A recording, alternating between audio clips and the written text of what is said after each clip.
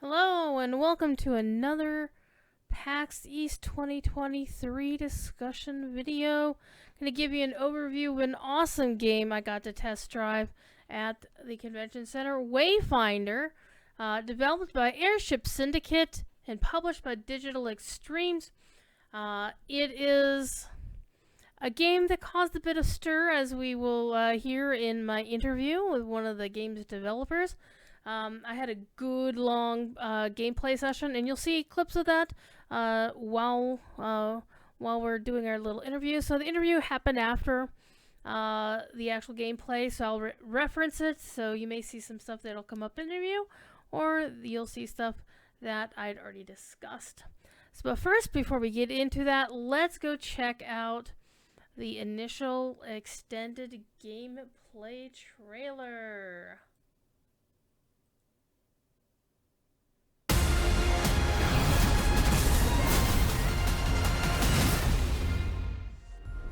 Welcome to Wayfinder, a character-based online role-playing game for you and your friends.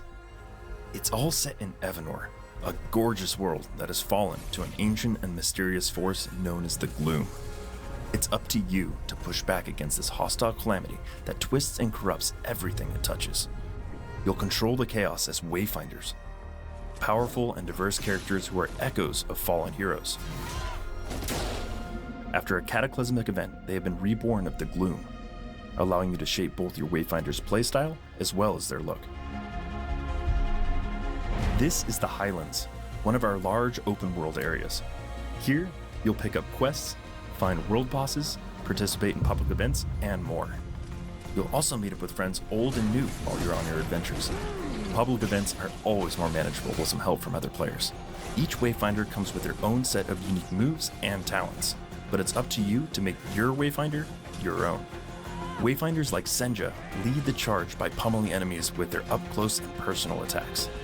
Each Wayfinder can play a major role in experimenting with different strategies and party compositions. After exploring the Highlands and adding a few notches under our belt, it's time to head to our social hub, Skylight. Skylight serves as your main hub for taking on quests, turning loot into weapons, as well as other Wayfinders, both of which will be continuously added over time. In addition to unlocking Wayfinders, you can also create unique combinations of abilities and weapons. Kairos excels in dealing damage. Equipping him with a rifle makes him a powerful addition to a party from a distance. Skylight's Gloomgate serves as a portal into dungeons called Lost Zones. These ever-shifting dungeons are first discovered out in the wilds of Evanor, but as a Wayfinder, you can access and manipulate them with your Gloom Dagger. Lost Zones can be directly shaped and modified by you. Mutators allow you to control the chaos. In exchange for better rewards, Wayfinders can influence enemy spawns, environmental effects, and other challenging in-game conditions. We can't wait for you to play Wayfinder later this year. Sign up for a chance to play the game early, now. Thanks for watching.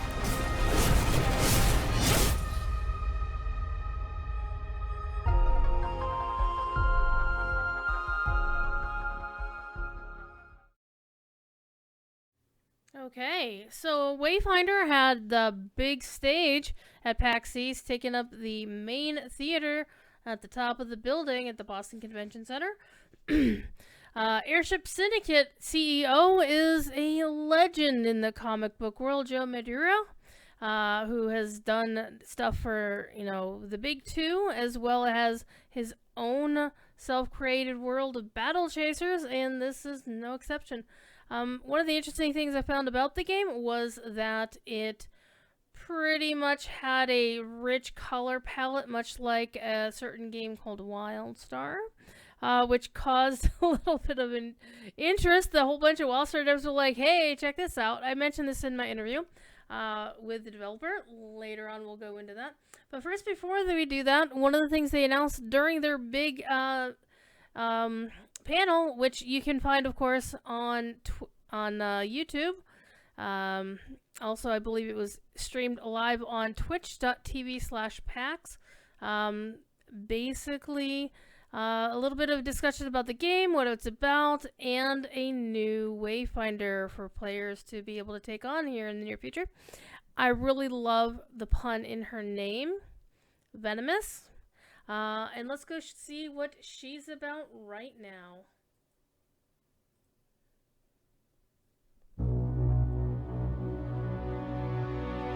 Shadra Aste, Shadra Has, Aspura Kalahidros. Half the Shadow Nation must be here. These dirt pushers harness the most dangerous magic on the planet. I'd be celebrating too. Then pour the drinks, Tux. We're taking it home. To the maze. There is an old entrance up top, but it's probably unreachable.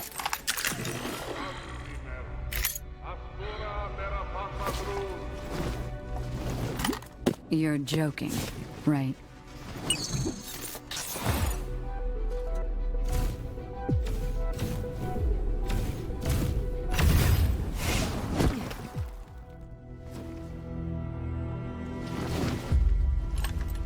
What the hell happened here?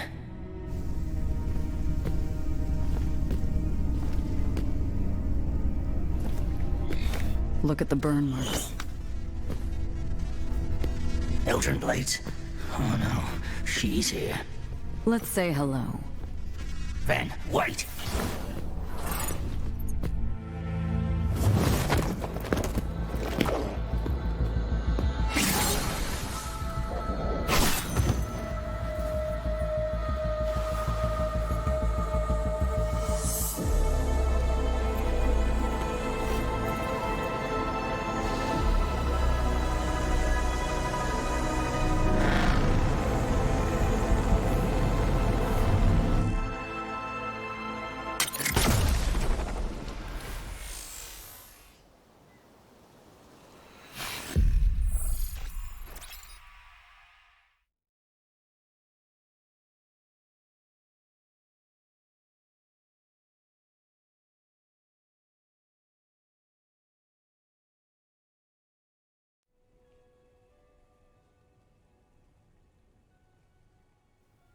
Okay, we got some gameplay footage taken directly from their work in progress beta demo servers at PAX East, but I have a little bit of an interview here, so we're going to have a listen to that while you check out the video, and then a little bit at the end.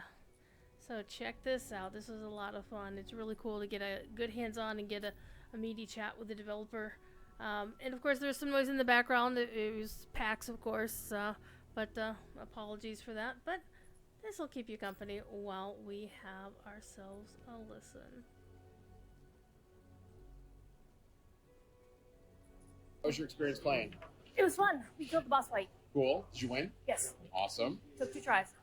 Hey, whatever. It's the fact you got it done, right? Right. So I took Wingraven. So most of what I know about Wayfinder is from having seen the announcements on Twitter and watching all the WildStar games go, whoa, what's this all Which about? is crazy to us too. I mean, I've worked in the game for 4 years, and I played WildStar a decent amount. I never made that connection until we announced, and then all the people were like, whoa, this looks like WildStar. I was like, oh, I guess. No. I guess I could see the color, the vibrancy, but also, like, that's just Joe's art. Like, that's not us cramping his style. He's done that for 20-some years. That is his bread and butter. Those boxy characters, and the big shoulder pads, and, like, the square faces. So, yeah, it was super funny. But, yeah, it was funny to see Stephen Frost talk about it. Oh, Frosty, yeah. He's a good dude. And it was really fascinating to me. He's like, wait, Joe Mad makes video games? And I was like, wait a minute, yes, didn't he do the Battle Chasers one? He did Battle Chasers Night War. We also did Darksiders Genesis, Darksiders 1 and 2, and then most recently, League of Legends Rune King. Okay, gotcha. Okay, so tell me about the Genesis, because Genesis, where did this game come out of? I mean, so it's like, what sort of role or what sort of niche were you looking for? What was the idea? Like, why would you want to make this game? Yeah. So, I mean, everyone at Airship has really been fans of these type of games, online social games. And games nowadays are exactly that. It's like a glorified chat room, right? Like maybe you're playing with your Discord friends, your family, friends from a couple thousand miles away. So it's really wanting to make a game to play with friends. And so in Warfare. In Wayfinder, you're able to do that with 3-person dungeons that you can go into that are instants, like you guys did over there in the Hunts. There's large open world areas like the Highlands, which allow you to have with new friends, old friends. You'll run around the world, you'll see other people, and then obviously our social space. So it's really like, hey, we played these type of games like WoW and Destiny and EverQuest, and like these are the type of games that we go home and play. We think we can make our own world. Okay. Yeah, when I first saw it, I wasn't making the Wildstar connection. I was kind of making a Dauntless sort of connection because it's like you got your central hub, and then you go off and do the things. I think the big difference for us, though, is that we're persistent. So even if you log off, the world still is there. There's still events going on. There's quests. There's open world. So when you're in that Highlands area, you'll see, like I mentioned before, multiple people, upwards of 40-some people. Currently working on the numbers. We don't normally say, oh, each instance has 40 people, but like right now I think it is up to 40. We're just tuning it. So there's much more persistence than Dauntless. Absolutely, with like the monster hunting aspect of it and the collection aspect of it, creating and crafting weapons. That's just inherent of the genre. We have a lot of Monster Hunter fans at the studio, but yeah, the idea of like when you log off, there's still a world that's there is something that really excites us because we're making it essentially like that game that we hope to blossom into a full-blown MMO in the future. Okay. All right, so tell me the story of Wayfinder. Why are these heroes here? What's their story? Sure. So years ago, what happened was there's this mysterious force that came to the world. Well, it's called Evanorm. People come to call that the Gloom. And what it was is every time the Gloom touches anything from a location to a person to a weapon, it kind of corrupts and twists it. It's kind of our take on like a multiverse, and that's why canonically, hey, every time you interact with that Gloom wall, that Gloom gate to go to the ruins, it's different every time. The Gloom has touched it, it's been twisted around, so every time you enter any of those fights, they're completely different. It's also the reason why there's multiple characters in the world. So when the Gloom touches any of the characters you played, you said you played Wingrave, for example. Right. Wingrave was a great hero. There was one Wingrave back in the day, but once the Gloom came, engulfed Wingrave, he died. Spoiler alert, you're dead. You're playing a dead character. There's echoes of these characters that are made, again, almost multiverse. So it's the reason why you're in town and you can see 5, 10, 15 Wingraves. They'll all look different colors, different styles, different headgear, different weapons, like because they all share that past when the Gloom touched them and twisted everything, but the future is up to the player to actually build on those characters and make them their own. Okay, and so the characters are created by the game, like Kyros and Nylos, they're all already present, and so you're just playing a version of them. Correct, yep. So in the world and in the lore, they were known. There was only one of them, and then when the Gloom came and kind of replicated everything, you're now an echo of that hero that has died in the Gloom. So there won't actually be any player created, like you're not going to create your own character. No, we originally started the game with a player-created a character. It was kind of like a paper doll situation, but we quickly found that it didn't play into the strengths of Joe Mad. I mean, Joe Mad has made these characters iconic and awesome and powerful and strong women, and like it didn't make sense for us to not like capitalize on that. Like that's what he's known for. That art is iconic, and so it really tapped into the studio. It tapped into what we're good at. We have voice actors for all of our characters, so we can tell their story. You'll enter an area, say like Wingrave, when you go into the ruins, he might be like, "Oh man, I remember this place. I fought the war here." So we really want the world to feel alive, and so characters are our way to do it. Okay, and when you mentioned voice actors, do you have the names of any of the voice actors? We do. Wingrave's actually voiced by J.P. Blanc from Arcane, who's Braum in League of Legends, and we've actually yesterday at our panel announced the full cast. You can go on playwayfinder.com. There's a picture and then everything on there. Okay, so I gotta go look and see if there's anybody I know. Jennifer Hale. Well, everyone knows her. Everyone knows her. There's a lot of different people. Adam Gold, Elizabeth Eubank. A lot of games people. Shoot, this. No, Venomous. The Venomous one I love too because she's from the Dragon Prince, which I love that show. It's awesome. And then I play a lot of Rainbow Six, and so Gridlock is one of our voices. She's the voice of Senja. Aubrey. Anyway, it's on there. I'll go look. The other thing that always interests me about games is audio. Who's your composer? I don't know if we've announced yet. I don't know if I can say that just yet. Oh, we'll announce very soon. But if you're familiar with any of our other work, you're probably familiar with this person. And he's a very well-known game composer. And he's an awesome music so far. I have a feeling it's Bear McCreary and he's like doing everything right now. It is not. I'll tell you that. Alas. Okay, that's fine. We'll go find him. So like I said, if you look at our prior games, you'll see a pattern. Okay. That's all I can say.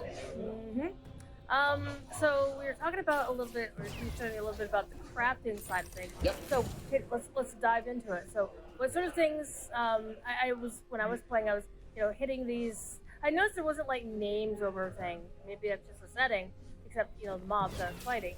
So I was like, is this something I can smash and get something out of? And like the answer question was yes, it was. Yes. So I thought that was kind of cool that you're discovering your stuff. But is there going to be a way that you could just see that? Oh yes, this is definitely a crafting node that you should attack it and get the stuff out of. Yeah. So everything inside the game that gives you power, like those characters and those weapons, can be craftable. And so inside the game, if you actually look, there's what's called the Discovery tab, and so that's kind of like an atlas that you're filling out as you play the game for locations and areas. It also does have all the crafting recipes. If you did interact with any of the crafting stations in town, it also does have like the, hey, you need 6 dynamite and 12 pieces of venom to make these. We're actually working out through UI that's actually going to be a little more helpful to players when they first enter one of those lost zones. Be like, hey, these are the resources here. This is what you can make based off it. But it is in there now, so kind of like a version 1. But the game is also about discovery, and so we don't want to hold our hand. We don't want to hold the player's hands for every aspect of it. For example, when you did a mutator run in there, right? I'm not sure. Usually they do where they run that, but put the imbuements on, change mutator to like solar or to maybe we put the trickster on and went with chaos. Chaos. Okay, yeah. So things like that, like we don't advertise. Like the idea is to discover those. Kind of think like we put Breath of the Wild and the recipes. So like, hey, let's try this out and see what it does. So that's what we want. We want that exploration. So I'm sure 2 hours after we release, there'll be 55 wiki pages about it. But we want the player to not feel frustrated with it and give them that information, but also be able to discover it for themselves. That is so cool. So something that he hinted about is like, oh yeah, the gloom is the big bad right now. I'm like, oh, you said right now? Please tell me more. So we do have an idea and a plan where we're taking the story probably over the next 3, 4, 5, 10 years. Like we're invested in it. We want the game to be successful. We know it will be. So nothing yet to reveal about the story or where it's going, but yes, you will be digging into the secrets of why the gloom was there, who brought it upon himself, and what happened to the large race that was there beforehand that got wiped out. Okay. We'll be telling those stories inside the game and outside the game. We're excited. If you didn't see our panel yesterday, we revealed the Venomous trailer. The Venomous teaser trailer. There's still another couple minutes left for it, but those are the type of things that we want to tell stories outside the game. It's just kind of like the backstory of the characters in one situation where they first met and kind of describe where we came from. Okay, so what sort of balance are you going to have between having stuff that's like there's going to be some folks who don't care about any of the stuff outside of the game. Yep. They want to learn everything on how to play the game and all the story, like all the big story beats inside the game. World of Warcraft does have that issue where a lot of their story beats are outside of the game, and when you look at stuff inside the game, it's like, why is this character doing this thing? Well, their motivations are here. All you do is see what's. So how are you going to balance that? Yeah, one of the things we are working on now is character-specific quests. It's not going to be for early access, but it's something we want to do to bridge that gap, like you were just mentioning. So all their backstory and maybe how they came of the gloom or where they were when they hit, like, might be outside the game when we introduce a character. We definitely want those stories to be told inside the game too. So the voice acting will also help with that. We have lore nodes that you can find throughout the world that might give you snippets of characters or places, but we are planning for that. It just won't be for early access. Okay. So let's go dig a bit more into the character customization. I mean, there's only a half dozen characters now. There's more characters coming, I presume? Every season, which will be every 3 months, we'll introduce a new character. Okay. And will these new characters, like, obviously any character can use any weapon, which I thought was really cool.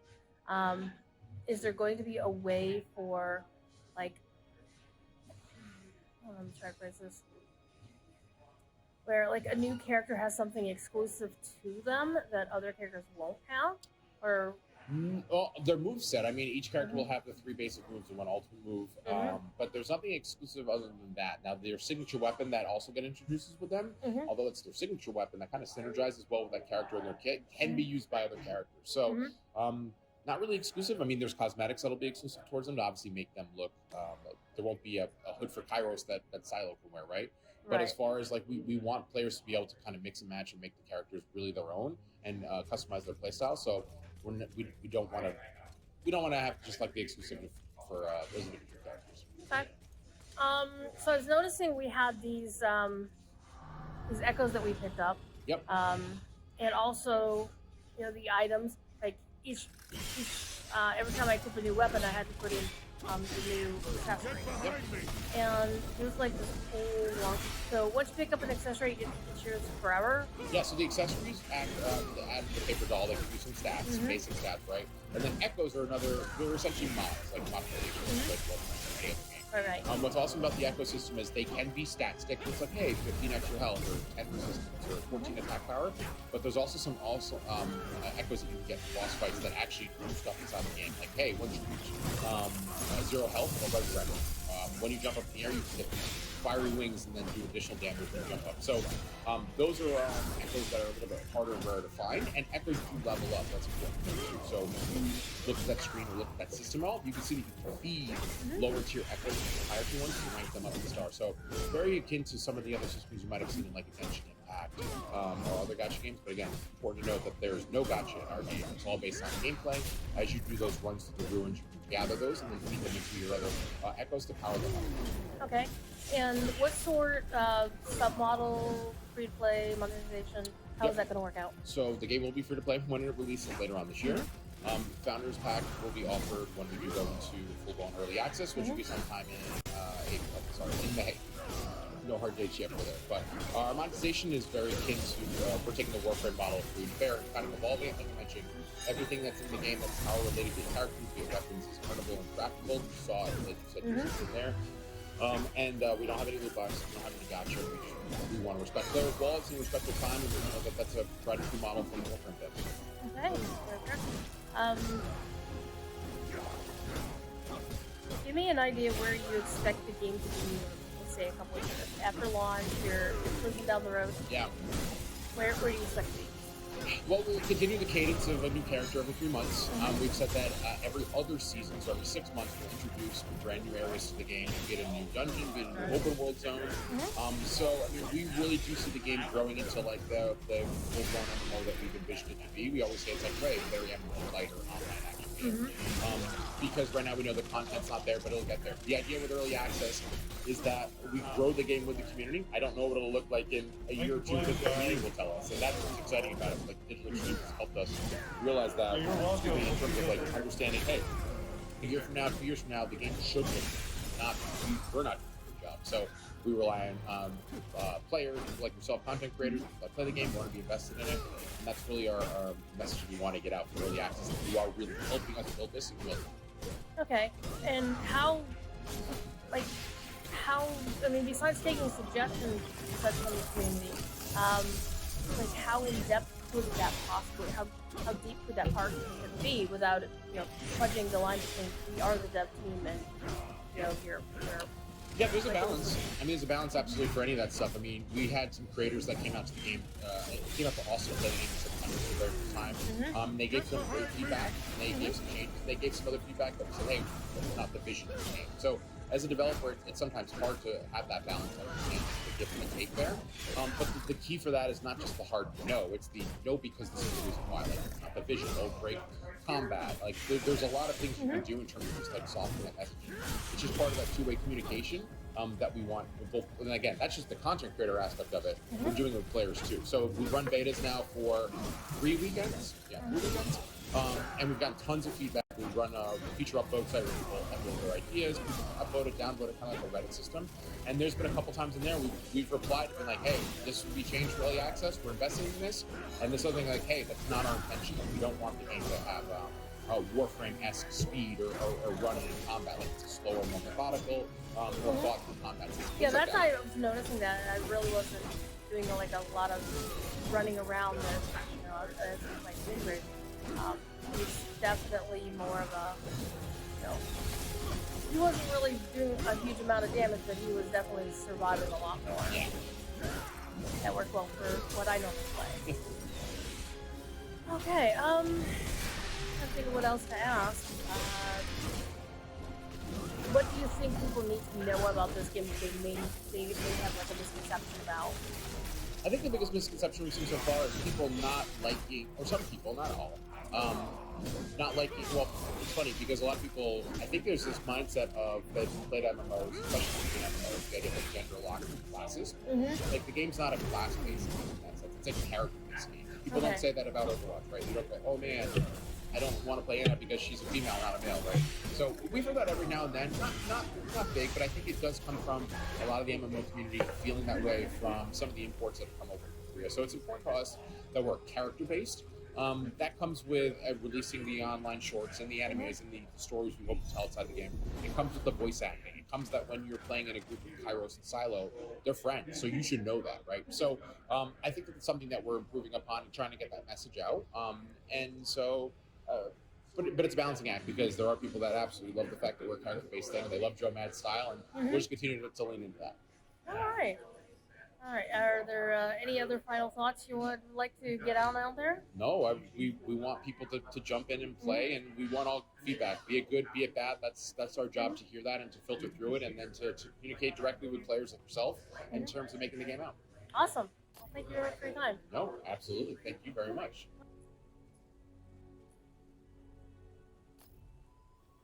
Okay, so that was the interview done at PAX. Now he did mention that they had announced their voice acting cast at the convention, and that is available on Wayfinder.com under their news. They have a PAX 2023 recap, and the voice cast includes Zeke Alton, JB Blanc, Parisa Fakhri, Rona Rees, Elizabeth Maxwell, Steve Bloom, Daisy Lightfoot, Cherise Booth, Brian George, Jennifer Hale, the amazing Jennifer Hale, Jesse Birch, Helen Sadler, Elizabeth Noon, and Adam Gold. Now, of course, that's probably going to, that's a lot of voice acting. There's only currently 6 Wayfinders that you can play. There will obviously be more, as they said. The choices are Wingrave, Silo, Nis, Senja, Kairos, and Venomous. I do love the pun on Venomous, I must say. Okay, and what do each of these characters bring to the table? Wingrave is your basic, paladin / vanguard / tanky sword and board. Though, of course, with their weapon system, you can throw any weapon on him, as you can see, and have a good time. But, of course, he is made for the sword and board. Maybe a two-hander if you want to get a little creative. So, one of the cool things, they said that each of these characters are dead. You're playing the echo of a dead person, which I thought was kind of fascinating. So, you saw the boss fight with the spider there, with Wingrave, and that was a lot of fun. That was actually my second attempt to get in, I'm just saying. Not the first time I died. But then, I had to go at a second time. So, each character has their own unique special abilities, and you use them to the best of your ability to fulfill their role in a group. And so there's a little bit of backstory about each of the characters on the website. The next one is Silo. Silo's billed as the tactician, and a little bit more complex of a character. They're mainly a ranged character with a lot of support. So it looks like they're throwing bombs at people, and yeah, so Silo can go in between ranged and close combat. So fire bombs are their big thing, and then they also have a long shot signature weapon. The next one is Nis, is the Shadow Dancer. That was the lady in the second trailer with the little double horns. She looks cool. It says she's one of the deep Eldrin and ancient people who now serve the malevolent precursors. So I kind of like the idea that not all these characters are heroes per se. Some of them have some dark origins. And Nis is apparently a more difficult character to play. Her role is primarily offense, so fighty up close and personal with her shadow weapons. And she has an ability to shadow step where she could just dash and hit things, and she's got a dagger or a blade, no, they're daggers, as her signature weapon. Senja the Champion! Senja, of course, is your lady powerhouse. She is also a little bit of a complex character, but her role is primarily defense.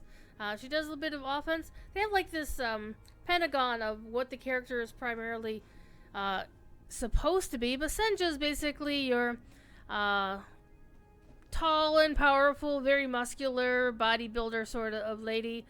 who packs a mean punch and uses elemental weapons. She has her signature ability is a gladiator pummel, and her weapon is a two-hander called the Colossus.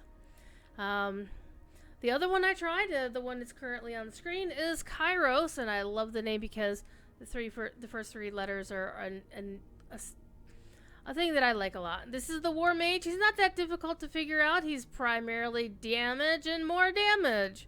He's got a little bit of range, and again, if you give him like a ranged weapon, he's gonna go to town. Though his signature weapon, it does seem to be a scythe called Epitaph. It actually kind of reminds me of a couple of the Warlock scythes in World of Warcraft for the Legion Class Hall campaign. I'm just saying, but still, it's pretty cool. Not gonna lie. Okay, so those are the biographies of, it looks like, all 5 of the existing, well, there's Venomous as well. Her biography isn't yet available on the website, but it will be, I'm sure, at some point. So, you can go find more about Wayfinder by going to playwayfinder.com. And one thing I do wanted to point out about this particular dungeon I was running in is that whole thing with the jumping puzzle, you know, the puzzle that lit up and you had to figure it. That was so totally Dungeons and Dragons Online. When I was jumping out of things, like, oh my god, I just did this in a dungeon in DDO the other day. But it's kind of cool. I mean, there's so much originality to this game and how they're putting the pieces together. I mean, there's a couple of elements that remind you of other games, but there isn't like ever a 100% original thing these days, and that's okay. It's just what's this current take on the genre, and I think it works out very well.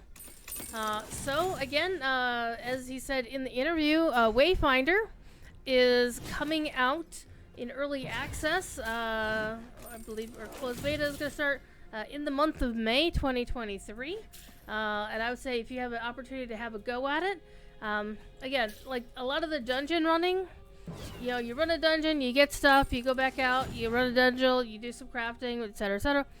Kind of gave me a little bit of Torghast vibe from WoW, but again, it's all about how is this iteration of the basic gameplay mechanic done. And I really liked the boss fight. It was very interesting, and even though I hadn't really played the character very much, it was a challenge to start with. And I think maybe I would have had a different, quicker fight if I had gone in with a different, like Kairos here, gone in with him. Probably would have maybe taken it down faster, or then I may not have been as durable and got my butt kicked. We'll find out when I actually get to play for realsies. You can find out more about Wayfinder by going to playwayfinder.com. Looks like they will be launching on multiple venues. Definitely on Steam. I think I saw both PlayStation and Xbox going on there. And yeah, so this one is really, really cool. So definitely fully realized, but of course, Airship Syndicate is not exactly small potatoes here.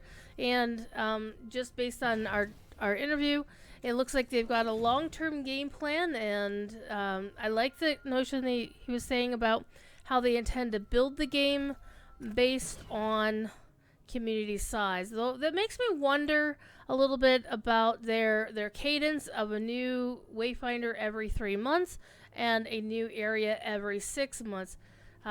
We've seen comments about that sort of thing from other companies, and feature creep is a thing, and things happen. We got the COVID emergency and whatnot.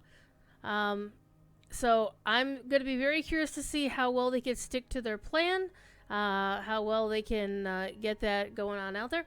But the notion of building an MMO bit by bit is very fascinating, rather than saying, here's the whole world, and then letting people explore the whole thing and get lost. So we'll see how it goes. I do notice there's a little bit of character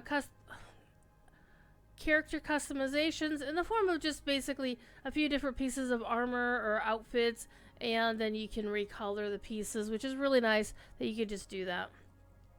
So the crafting and itemization is pretty in-depth. I really did like the fact that they're not going to do any sort of loot box or gacha mechanics in it. It's all play the game, earn the stuff, go to town.